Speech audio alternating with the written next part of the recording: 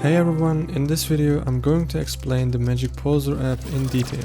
This is going to be more of a tutorial style video, so I recommend watching it carefully. First of all, let me say that I'm using Magic Poser on an iPad. If you have a tablet or a phone, I suggest using it on a tablet because the interface is more detailed. Now going back to the app, when you first open it, this is the screen you see. As you can see, here are some of the previous scenes I worked on. For example, let me open one of them. I can view a project I worked on before, just like this. Now I'm going to back to the home screen. Let's go to the community section and tap on all. Here you can see works created by other people. There are so many to explore. You can also use the filters at the top. For example, there are standing them compositions or running ones. You can dive into them in more detail. In the tutorial tab, you will find tutorials provided by the app itself. The library section includes materials we can use in the app. As you can see, there are a lot of options here. Of course, this also depends on your membership. The tools and features you can access change based on the plan you have. In the account section, you will find your personal info. As you can see, I'm using the pro version of the app. Down here, you can also see what's included in this membership. You can also purchase the pro version ones.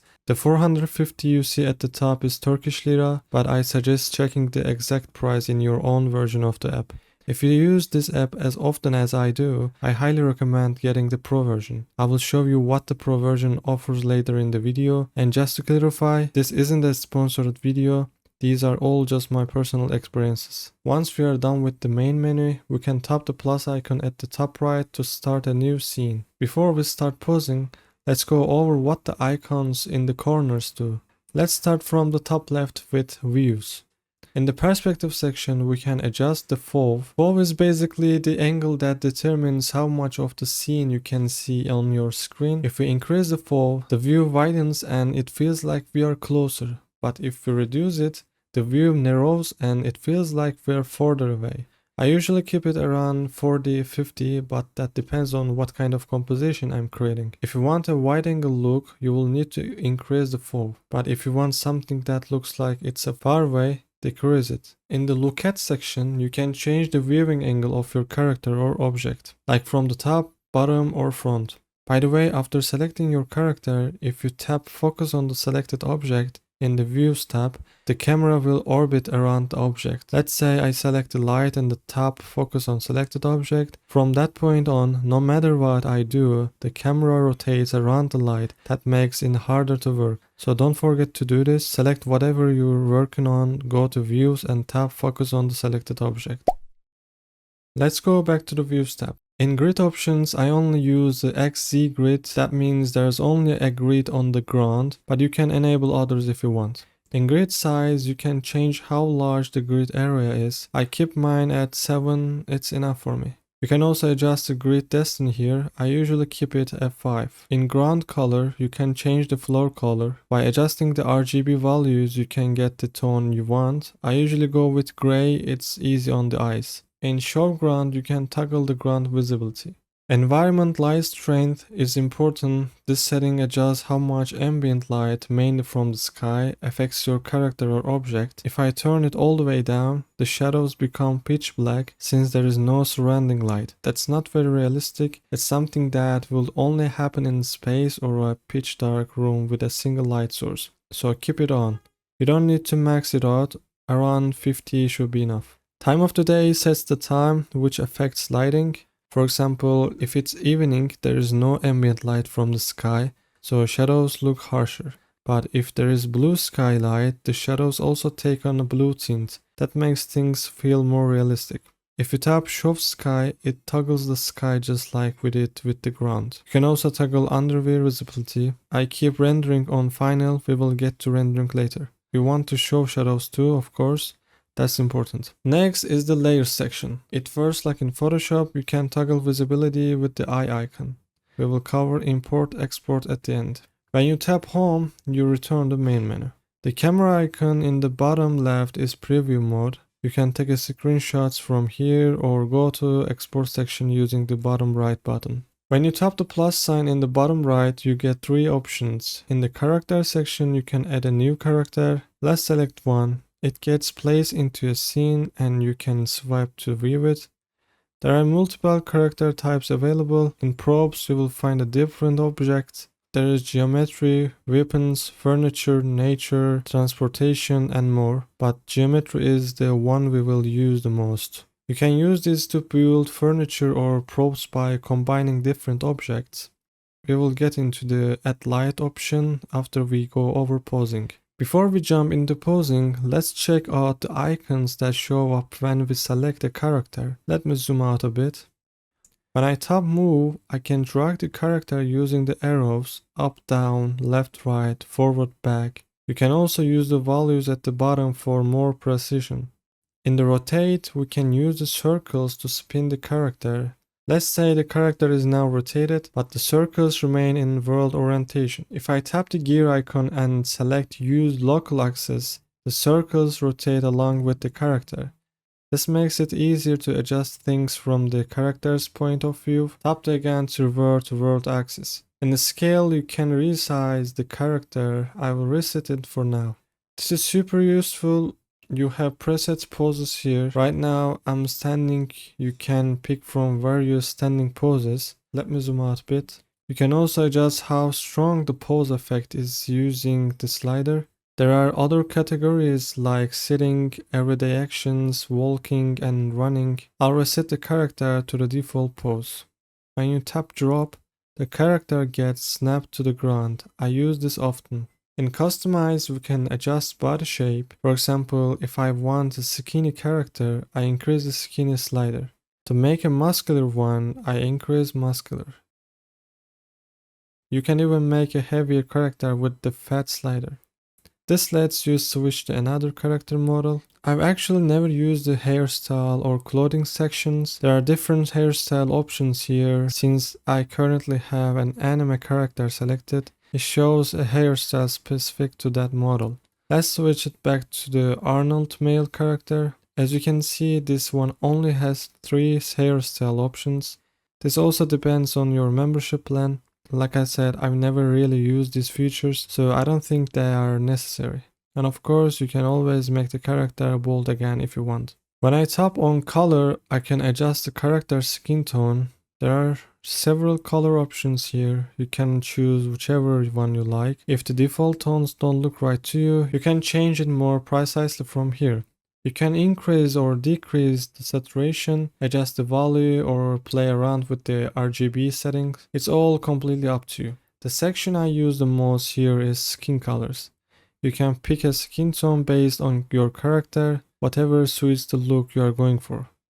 If I tap lock, the character won't move no matter what, only the camera moves. When I tap unlock, I can move them again. Alright, so those were the functions of the option here. Now we can start creating the pose. But before that, I will quickly show you how to move the character around. Now as you can see, when you tap on the character, different joint points appear. Let's tap on one of them. By tapping the rotate button that appears below, you can adjust it like this. If I look from the side, it's easier to see like this. I can adjust it clearly. In the same way, I can move the shoulder however I want. Or if you tap and hold a point and drag it, you can move the arm like this too. The direction of movement depends on the camera angle. For example, when I look from above, I can move it forward and backward. When I look from the front, I can open or close the arm. From the side, I can move it backward or forward. So it changes depending on where you are viewing from. Now let's move on to the hands and feet, because there are some unique options here. For example, when you click on the hand, you will see several options appear below. If you press rotate, just like I showed earlier, you can move it around freely. There are also presets. These are ready-made hand poses. You can choose one from here. The variety will depend on your membership level. You can also control how strongly the preset affects the hand by adjusting the slider below. Then there is the hand section. Here you can fine-tune the hand with even more detail.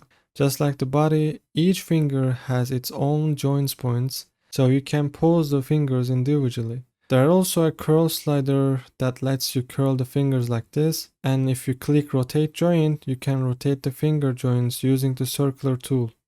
Each finger has its own settings, which gives you a lot of control. It's very detailed and well-made feature. When you are done, just click the X to close the panel. Next up, the prop section.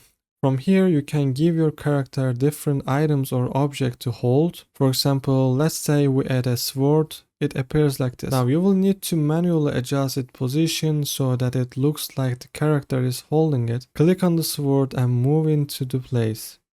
Make sure it fits naturally into the hand. Once it's aligned, the cool part is when you move the hand, the sword will move with it, so you don't need to keep repositioning it. Let's delete the sword and try something else. You can also create your own object. For example, let's make a hammer. First, I will create a cylinder to be handle. I scale it down. Clicking the XYZ options helps me scale it evenly. Let's zoom in a bit. I rotate the cylinder and move into the character's hands. As you can see now, when I move the hand, the handle moves with it too. Now I want you to add another piece to the top, like the head of the hammer. To add a head to hammer, tap the hand again, go props, pick another object.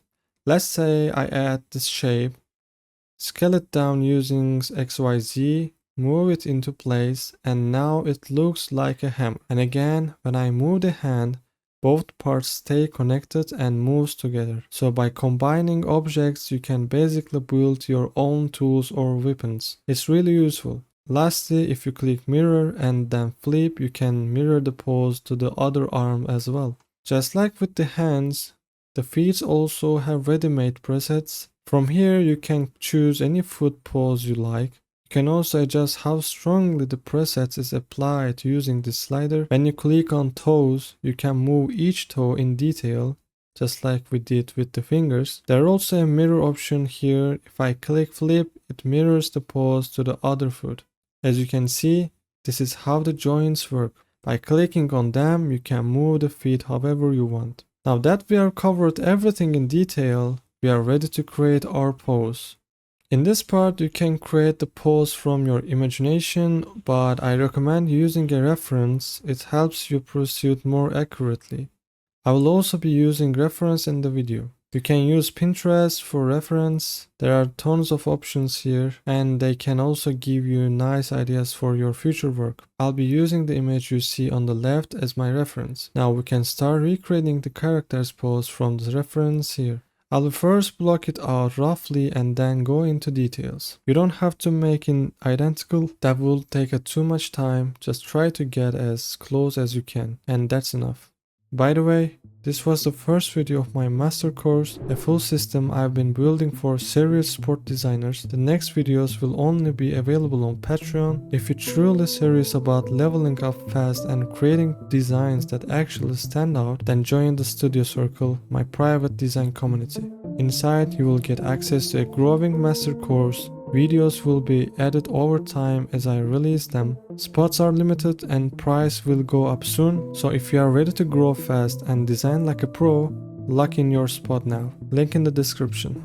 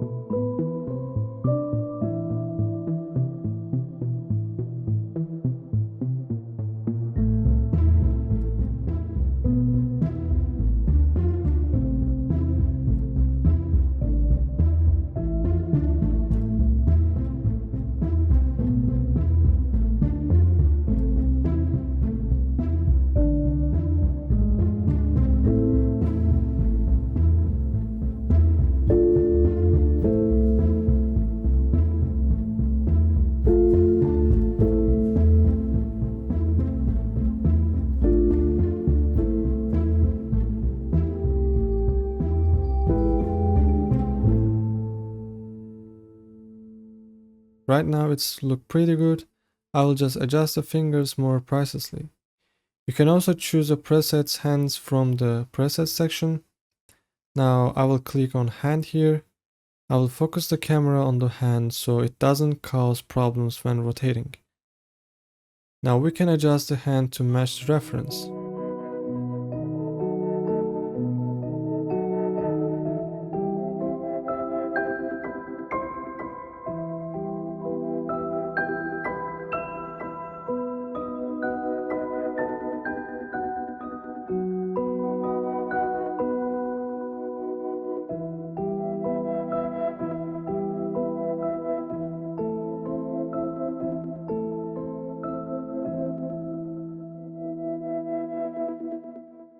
I think it looks pretty good at this point. Let's move on to the other hand. I'm focusing the camera on it now.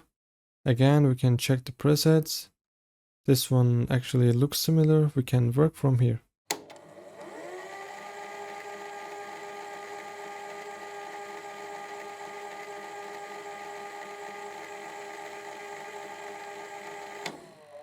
This also looks good. We can change the skin tone. I'm adjusting the skin tone from here. Looks good now. Let's adjust the foot over here.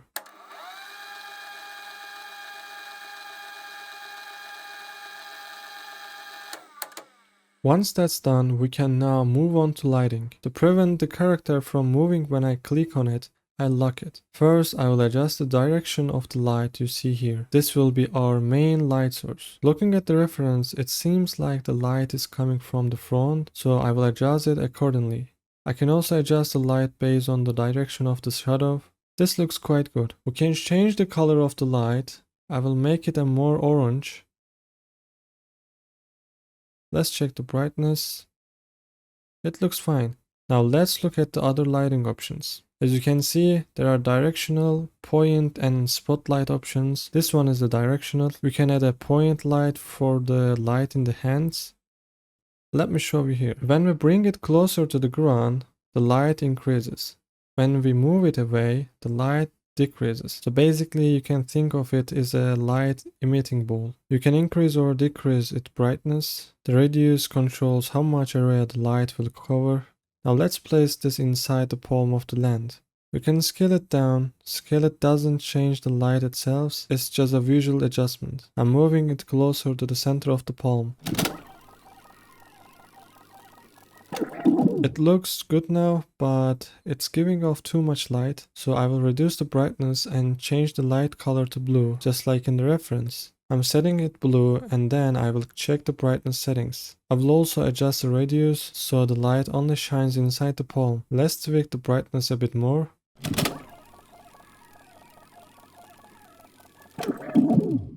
Yes, now it looks like this and it turned out quite nice. Now I will duplicate it and do the same for the other hand.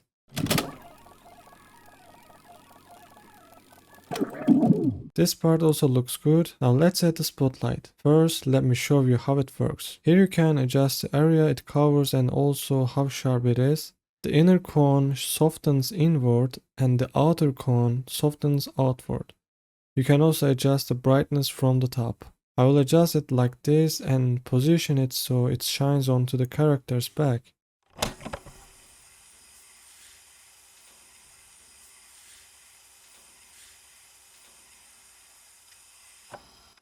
I will make this light blue as well.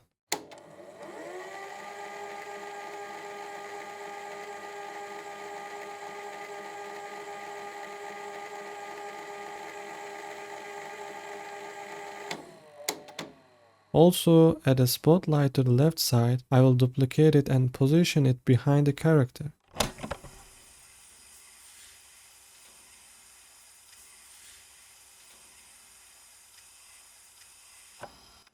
That one also looks pretty good. Now I will refocus the camera on the character and adjust the angle for export. Let's set the FOV as well. I'm going with a slightly wider angle. Right now the camera angle looks good to me, so we can move on to the export step. I can click on the camera icon in the bottom left, then left icon on the bottom right. I choose 2D. I usually turn off the sky and ground, and of course I select high resolution, then I click on export. From here you can save the image to your gallery by selecting save image. And now you can use the pose you created in Photoshop.